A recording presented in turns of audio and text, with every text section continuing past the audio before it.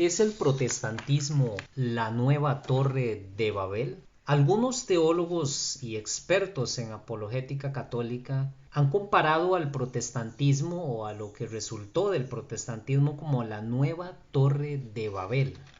Pero ¿a qué se debe esta comparación? Porque a muchos les podría parecer que con esta afirmación se está ofendiendo a los protestantes. Pero esto en realidad no es así. Lo que se ha pretendido es describir con una analogía interesante lo que resultó de la Revolución Protestante del siglo XVI. Empecemos por aclarar el significado de Babel. En el diccionario, Babel se traduce de la siguiente manera: lugar o situación donde hay gran confusión y desorden, generalmente provocados por un gran número de personas hablando a la vez. O también se puede describir como una gran confusión y desorden en un lugar o en algo.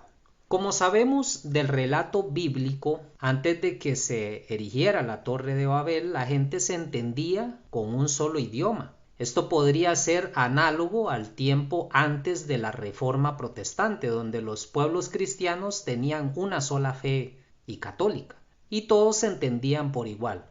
Pero un día un grupo de personas se llenaron de orgullo y pretendieron llegar hasta las nubes.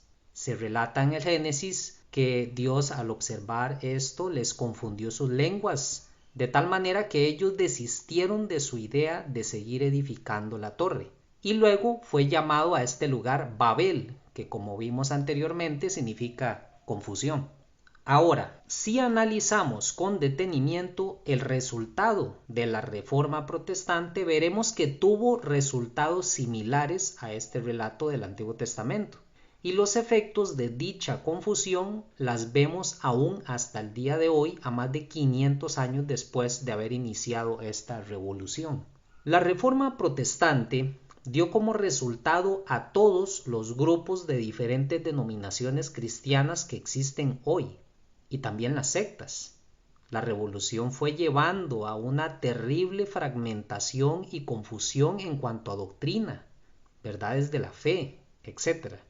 En el protestantismo cada quien entiende e interpreta la Biblia como más le convenga, y todos dicen basarse en la Escritura. Para muestra un botón, como dice el dicho. Si consultamos a 3 protestantes al azar, veremos que uno afirma que existe el infierno, otro afirma que no existe, uno afirma que Jesús es Dios y el otro, al contrario, dice que Jesús no es Dios. Unos creen en el alma eterna, otros no, unos creen esto y otros aquello, pero todos dicen basarse en la Biblia para afirmar o negar lo que creen. Esto es, en definitiva, una gran confusión. Los resultados de la Reforma Protestante en cuanto a la unidad del cristianismo fueron devastadores, sin ninguna duda. Y esto es verdaderamente algo que todos lamentamos. Tanto Lutero, Calvino y Zwinglio, los reformadores protestantes del siglo XVI, no pudieron ponerse de acuerdo ya desde el inicio ni en doctrina ni en cuestiones de fe. Esto dista mucho de lo que Jesús quería para su cuerpo místico.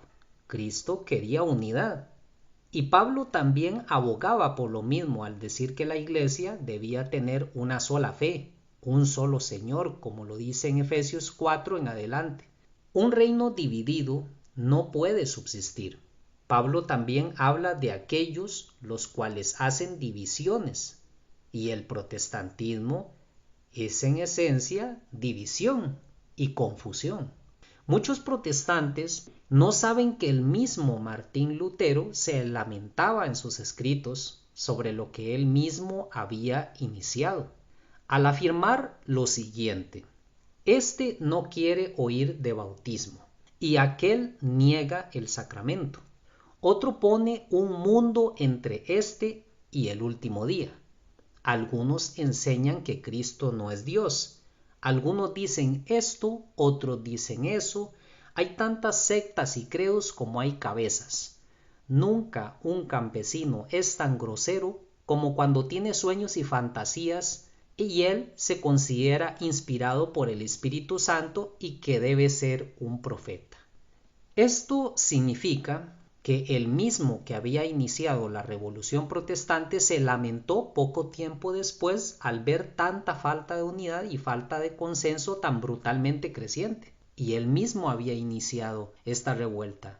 Esta confusión, por lo tanto, hace difícil el encuentro con la verdad, y la verdad es Cristo. La confusión y anarquía en cuanto a interpretación que ha dejado entonces el protestantismo tristemente empantana la búsqueda de la verdad. Recordemos también que el demonio, más que nadie, es el que quiere la división y la confusión. De todo lo anterior en lo que desembocó esta lamentable confusión que nos trajo el protestantismo, nació el subjetivismo, que no apela a la verdad ni a la razón, sino a la conveniencia. Y se impone a la vez el relativismo como regla, pues cada quien puede tomar de la verdad, entre comillas, o la revelación, entre comillas, lo que acomode a su interés o capricho. El relativismo y el subjetivismo que vemos hoy en la sociedad se lo debemos al protestantismo. Primero fue en lo que respecta al cristianismo, pero se extendió luego a otros ámbitos. Ante esto que hemos expuesto acá, le invitamos a sacar sus propias conclusiones. ¿Qué piensa usted? Roguemos en nuestras oraciones al Señor para que el cristianismo vuelva a la unidad tan querida por Dios. Recuerda también darle like al video, compártelo con tus conocidos, esto nos ayuda mucho. Déjanos también tu comentario en la caja de comentarios y suscríbete al canal. Dios te bendiga.